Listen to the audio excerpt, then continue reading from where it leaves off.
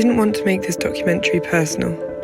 I wanted to offer an objective history of the historical roots of cancer in the UK. I quickly found, though, that this was impossible to do when the subject is so personal in nature. Even for those of us who have not directly been affected by the disease, its presence looms. Anxieties about staying out too long in the sun, eating too much smoked bacon and not enough turmeric, are all born of a fear that one day we will hear the word cancer in relation to ourselves or a loved one. My father died from cancer when I was 16, so however much I might have wanted to remove myself from it, this documentary is personal. Cancer is a disease we fear. We've all heard it referred to as the C word, the word everyone fears hearing coming out of a loved one's mouth. I do believe that this fear is cultural, and I want to understand why. Why is it cancer which stands out, which we struggle to say? Why cancer? I want to know how this relates to gender, to accessibility of treatment. Throughout the making of this documentary, I was privileged to talk with two women, Louise and Eileen, who had both undergone treatment for cancer and had both lost loved ones to the disease. We talked about so much. I haven't included it all in the programme, but it meant so much to me. I'm so grateful to have been able to connect with them. These conversations, they do something with the pain caused by cancer. They address that hurt and make something new out of it. I hope that this documentary will start many more similar conversations.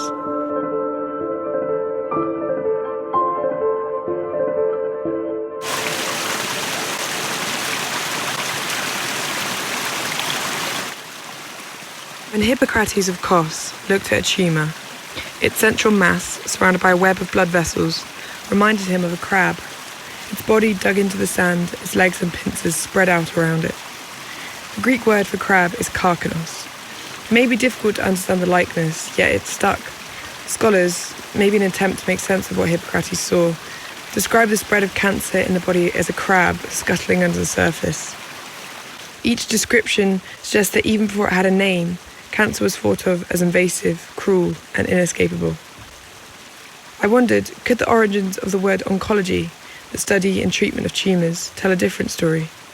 Yet in the same way, the word's roots could explain our current perception of the disease.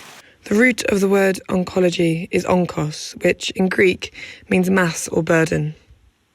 The first people to put the disease into words saw it as something which weighs the afflicted down. Before undertaking this project, I had, like many others, seen cancer as a distinctly modern disease. Yet through my research, I discovered that cancer had been around for as long as we have. The first recorded case of cancer is hard to pin down. It felt as though every piece I read told a different story. Whilst one author argued that the first case of breast cancer could be found in 2500 BC, another claims it was actually 1600 BC. Another puts forth the case of the preserved body of an early human ancestor, thought to be 1.8 million years old and thought to harbour the earliest case of cancer ever to be found. An excavation of a burial site for the Chiribaya tribe, which occupied a portion of the Atacama Desert up until the late 16th century, revealed a woman with a perfectly preserved tumour in her upper arm bone.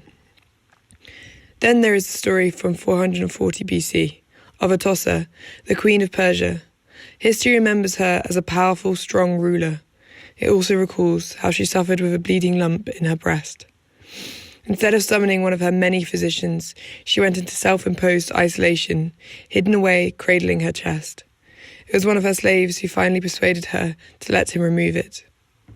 We see here the beginnings of shame surrounding breast cancer, a queen who chose seclusion over treatment. This is something I want to investigate, the roots of shame surrounding the disease. One thing, above all, becomes evident when we consider cancer's early history, that the cases are few and far between. It is around the 19th century when we begin to see cancer instances rise. This led certain scholars to make the mistake of assuming that cancer was somehow caused by civilization. Instead, improvements in public health meant that Britons were living longer, and cancer was an age-related disease.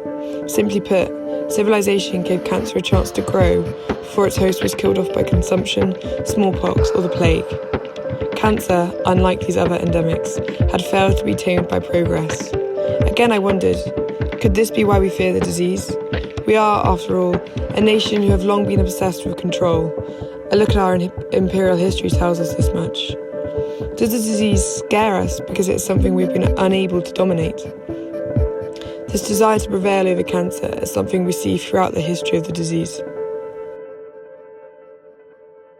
Reading the recommended treatment for oral cancer in ancient Egypt, it became clear how desperate the search for a cure was. Cinnamon, honey and oil is advised. Surgical management included burning the lesion with fire. Yet for hidden tumours, those which lay deep within the body, there was thought to be no possible solution. Early medical scholars seemed to flick between maintaining hope of an eventual cure and resigning a patient to death. I searched through the British newspaper archives for the word cancer. The results were, unsurprisingly, huge. Despite how large the quantity was, each article referenced a cure for cancer, whether it was reporting on a miracle case of a new procedure successfully ridding a patient of cancer, or if it was a warning against quack doctors profiting off of fake remedies. Either way, this obsession with a cure was apparent throughout. Obsession divulges into desperation. In this climate, fake remedies offered hope for those afflicted with cancer. This became such an issue that, in 1939, the Cancer Act was introduced to increase government mandate of adverts claiming to have found a cure for the disease. This is another key milestone in the growth of cancer as a culturally significant disease, its incurability attacked by every area of society to the point where the government had to step in to take back control. The second detail, which became apparent when searching through the newspaper archive, was that each early case of cancer was one that would be visible from the outside. Cancers of the breast, neck and mouth are common. Today, these cancers are commonly treated before they ulcerate, that is, to break through the skin. This was not so often the case in the early history of the disease. The shame we saw in Queen Atossa's experience of cancer surfaces again here and will reoccur throughout this programme. Cancer sufferers at this time would have found it more difficult to hide their ailment. The world would see that they were afflicted. Even the language used to describe cancer patients at this time evoked shame and embarrassment. Families thought to carry the cancer gene were described as being tainted, as though they were dirtied, not even by the disease itself, but by the idea that they could be a harbourer of it. Consider also the symbolism surrounding the breast, particularly in this period, a symbol of fertility, giver of life, the mother's milk. To have this visible, ulcerating growth would have encroached onto this image, perhaps sowing seeds for the shame and fear surrounding the disease. This aspect of breast cancer was raised by Louise when I spoke with her about her experience with it. Her treatment had involved a double mastectomy. She described how male colleagues had occasionally made passing comments, making her feel that she was somehow less feminine. Attempts to maintain dignity and escape shame in the face of a cancer diagnosis can be seen in the Leeds Watercolours, a collection of paintings depicting the various ailments of the inhabitants of the city of Leeds from the early 19th century. Here we see Mrs. Prince, painted following the surgical removal of her right breast. Our eye is first drawn to the gaping wound on her chest. This is made all the more shocking, however, by its contrast to the woman who suffers with it. Instead of donning a patient's garb, she wears her fine clothes and bonnet. Is this her act of defiance, refusing to succumb to the status of victim? When I see this portrait, I see a visualization of another fear aspect of cancer. This woman has her dress pulled open at a time when nakedness was still taboo. Cancer has revealed her vulnerability. She looks out of the picture, not making eye contact. Another deliberate choice, so that we are unable to meet her gaze and pity her. She looks away as if she doesn't need or want this from us. She does not want us to acknowledge this vulnerability. This portrait of Mrs. Broadbent, also afflicted with cancer of the right breast, is similar in style. Though she wears no dress, she still wears her bonnet. Still we see an attempt to maintain civility, despite her diagnosis. It took a lot of searching before I came across Mrs. Prince and Mrs. Broadbent. Barbara Clow writes in her book on power and cancer care that the view from below is undeveloped in cancer history. This became starkly clear when searching through archives for patient experiences. I came across monograph after monograph discussing various treatments and diagnosis, but very little referencing the people who have to go through these treatments. The letters of Frances Burney are a rare exception. Burney underwent surgery to remove a lump on her breast before the days of anaesthesia. In a letter to her sister following the operation, Burney recounts the agony she endured. It is a raw, honest retelling of her experience with cancer. I'd advise caution with listening, as the details are shocking. About August, in the year 1810, I began to be annoyed by a small pain in my breast, which went on augmenting from week to week, yet being rather heavy than acute, without causing me any uneasiness with respect to consequences. Alas, what was ignorance? Bernie tries to ignore the pain for as long as she can, and here she berates her younger self for doing so. Her words highlight a central fear surrounding the disease, that to cure it is to race against time, and by delaying the diagnosis, one gives himself a disadvantage. Her choice of words are interesting throughout. They tell us a great deal about how cancer was perceived in the early 19th century, and give us insight into why we might care so much about the disease today. I was formally condemned to an operation by all three. I was as much astonished as disappointed, for the poor breast was nowhere discoloured and not much larger than its healthy neighbour. Yet I felt the evil to be deep, so deep that I often thought if it could not be dissolved, it could only with life be extirpated. Condemned. Frances Burney presents the disease like a punishment, an evil that has penetrated her body. Like the crab imagery I discussed earlier, cancer has crept under her skin, invaded and taken up residency. She continues with this idea of her diagnosis being a death sentence. The doctor is her judge and the operation her execution. When we hear what she endured on the operating table, we can understand why. Here we see the different experience of a modern-day cancer sufferer versus an early patient. This added aspect of having to go through an operation without anaesthesia was a death sentence for many. Could this be what helped lay the foundations of cancer as such a cruel disease? M. Dubois placed me upon the mattress and spread a cambric handkerchief upon my face. It was transparent, however, and I saw through it that the bedstead was instantly surrounded by the 7 men and my nurse. I refused to be held, but when, bright through the cambric, I saw the glitter of polished steel, I closed my eyes. I would not trust to convulsive fear the sight of the terrible incision. A silence the most profound ensued, which lasted for some minutes, during which I imagine they took their orders by signs and made their examination. Oh, what a horrible suspension. I did not breathe, and M. Dubois tried vainly to find any pulse. Yet, when the dreadful steel was plunged into my breast, cutting through veins, arteries, flesh, nerves, I needed no injunctions not to restrain my cries. I began a scream that lasted unintermittently during the whole time of the incision, and I almost marvel that it rings not in my ears still. So excruciating was the agony. This was the reality of cancer patients at this time. Whilst the conditions of surgery have changed, the concept of cancer taking over the body of its host remains, as we will come to see. We cannot imagine the pain Burney experienced, though her writing demonstrates why we need to focus on including more patient testimonies in medical archives. Burney lived till the age of 87. Had she undergone her surgery 80 years later, the story may have been different. Her letter may have been filled with yet more anguish. Had she undergone her surgery 80 years later, she may have been subjected to a radical mastectomy. Radical mastectomy.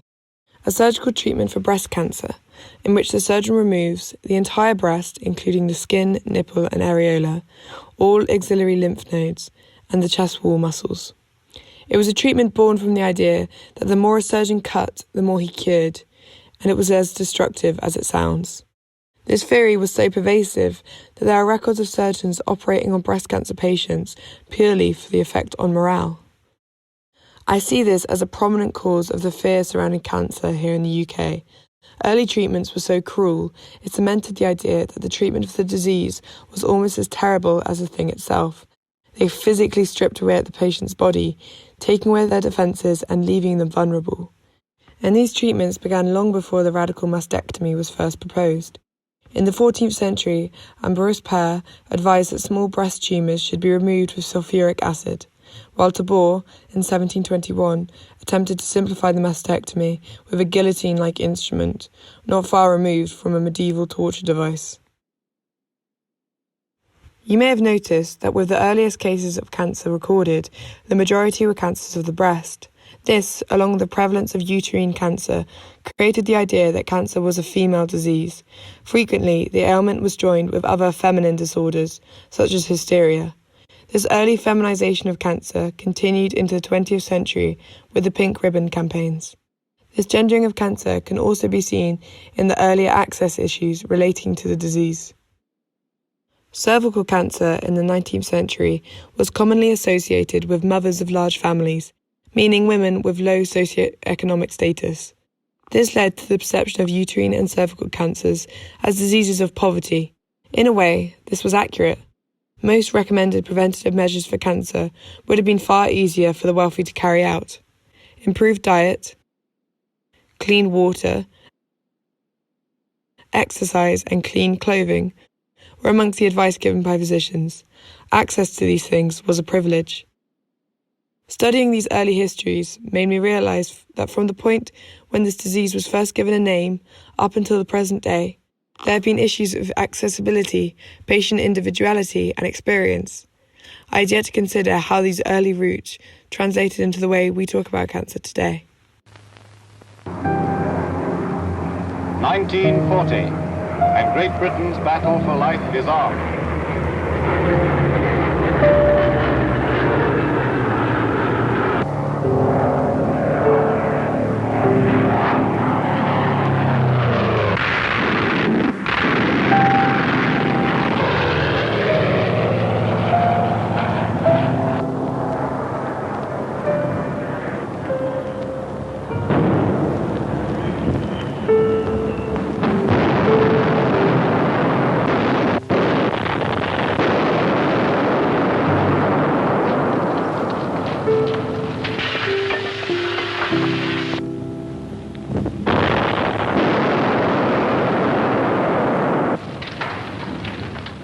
The enemy was defeated. Our towns and our country were saved. The suffering were cared for, not without cost, not without the devotion of all who were in the fight. More than 60,000 of our people lost their lives through bombing alone. All that modern science and engineering skill could achieve was thrown into the battle. That is over. But there is another battle in progress. It goes on year after year against an enemy just as bitter, even more relentless, and that enemy is disease. Despite the unceasing efforts of doctors and scientists, more people died last year in the United Kingdom of cancer alone than were killed by bombing during the whole war. So the fight must go on whatever the cost. Now, what essentially is cancer? The human body is made up of billions of tiny cells. Each cell has the power to divide and grow into two new cells. This is a normal life process which goes on all the time. Occasionally, however, a cell or group of cells begins to multiply in an abnormal way. This condition we call cancer. Some forms of it, especially if treated in good time, are now curable. But we have not yet discovered what we are after, a certain cure for every case, and this is a challenge to us all. The British Empire Cancer Campaign have taken up this challenge. Supporting their efforts are the men and women of this country, those who stop to think, those who understand the urgency of the work. The campaign cannot prevail without your support, your contributions buy vital, costly equipment. Your contributions finance long, painstaking research into the cause and cure of cancer. Every penny counts. So give all you can to this appeal, and we shall go onwards to victory together.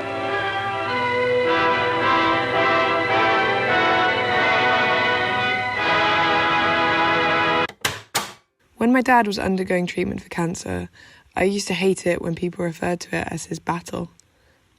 I hated it even more when he died from cancer, and people told me how sorry they were to hear that he had lost the fight. Both Eileen and Louise shared my annoyance at the use of this war imagery.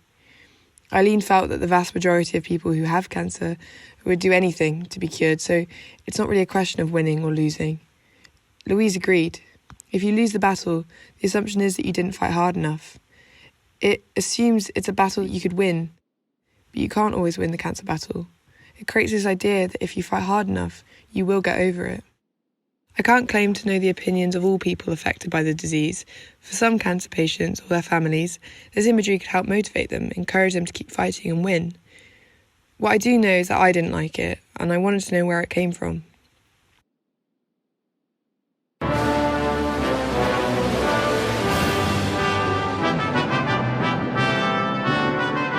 Britain's recent history is a story of continued attempts to assert dominance and control. We participated in the imperial race eagerly, keen not to be left behind. At its height, the British Empire was the largest in history, covering around 25% of the world's surface. With this power came anxieties about holding on to it. Britain's failures in the Boer War heightened these fears. At the same time, cancer was becoming an ever-looming threat, and so the disease became synonymous with the dark forces threatening Britain's empire, an internal enemy which needed to be eradicated. In fact, when Cancer Research UK was founded, it was called the British Empire Cancer Campaign, forever entwining the British crest for world domination with attempts to dominate this destructive disease. As British patriotism and fighting spirit continued into the First and Second World War, campaigners piggybacked on the spirit of wartime to encourage the public to aid the fight against cancer. The newsreel you saw earlier is a clear example of this, running smoothly from commending fighting spirit during the Blitz to urging viewers to challenge their bravery towards the war on cancer. Still, I was shocked by the similarity of wartime propaganda posters and posters for the British Cancer Campaign. Take these two examples. Both make use of women to arouse feelings of sympathy in the viewer, the icon of the helpless maiden in need of protection. This is a theme which runs through many propaganda posters. It sets up a binary between the protectors and the protected, the fighters and the damsels.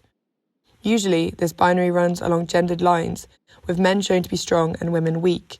This theme is clear in cancer campaign posters.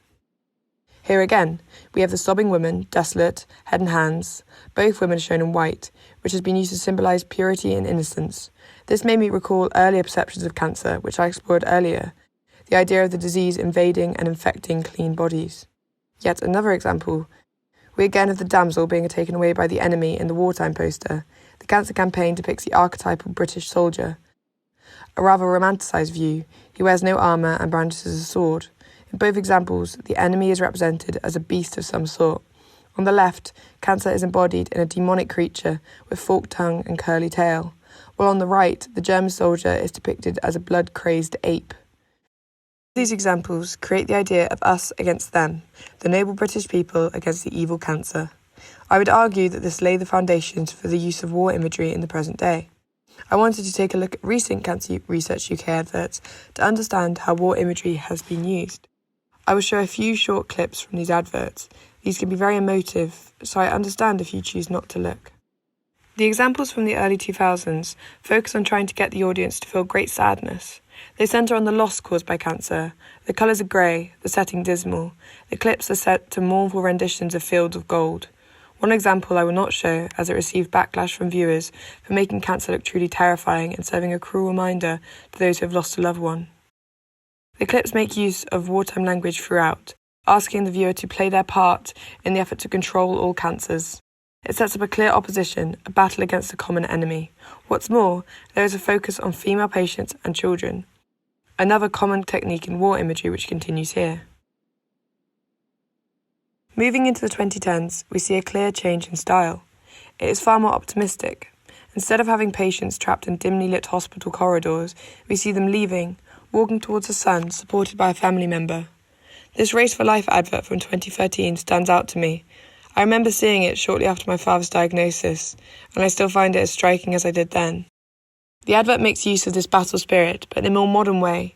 It harnesses fear surrounding cancer and turns it into anger, with a focus on togetherness. By addressing the disease directly, hello cancer, it personifies it, it turns it into something we can attack. There is still a distinct Britishness to the adverts. Cancer, you prat. Abuse cancer. Fundamentally, the advert plays again on us against cancer, our attack on cancer.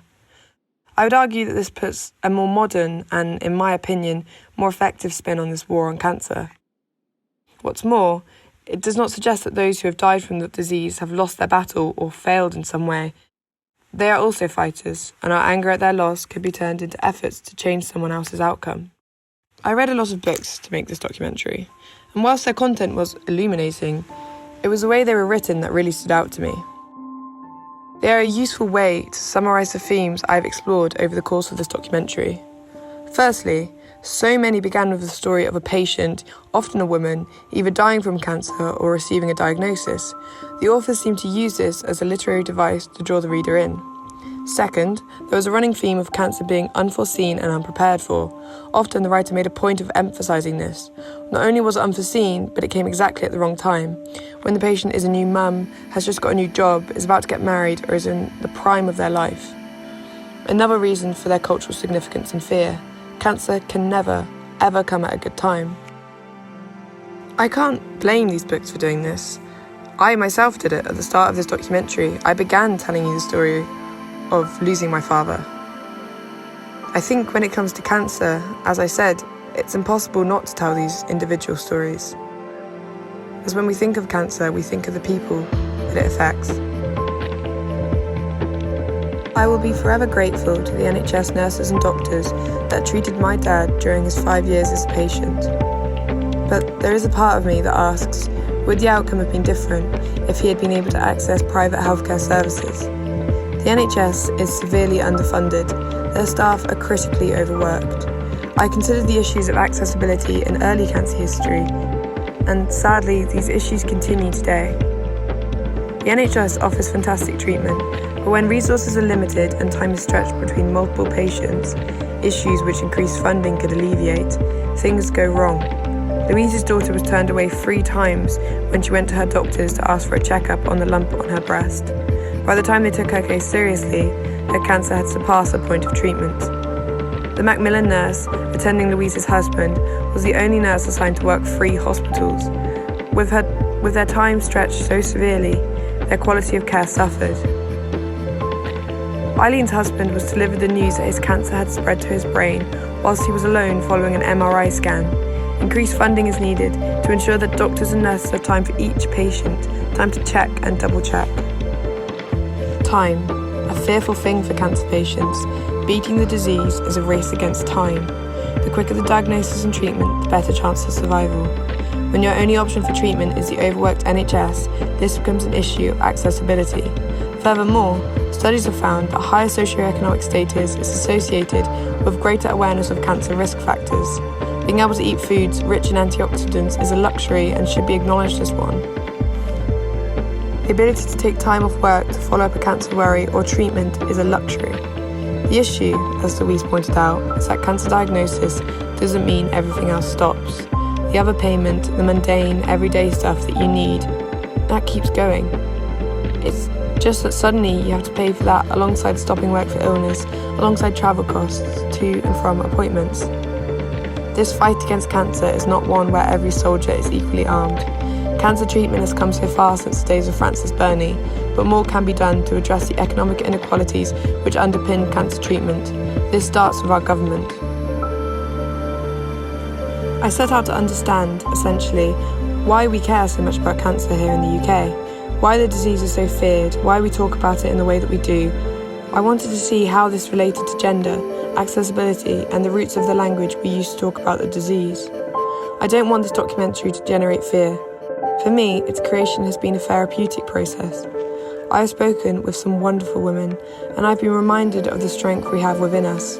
Louise and I had to laugh as we compared the ridiculous things people had said to us when they heard about our loved one's cancer diagnosis. After her husband was told his cancer was untreatable, he still had people telling him to stay positive, to which he replied, "Well, I've renewed my passport, so that's staying positive, isn't it?" Perhaps we need to let go of our British inability to admit we are scared. We get closer every day towards a time when all cancers will be treatable. Yet the disease has such connotations that we should not deny patients and their families the right to feel afraid. Yes, we will beat cancer, but it's okay to cry, to be frightened, to not know what's going to happen. And all you can do is be there for that person and make sure that they know you are.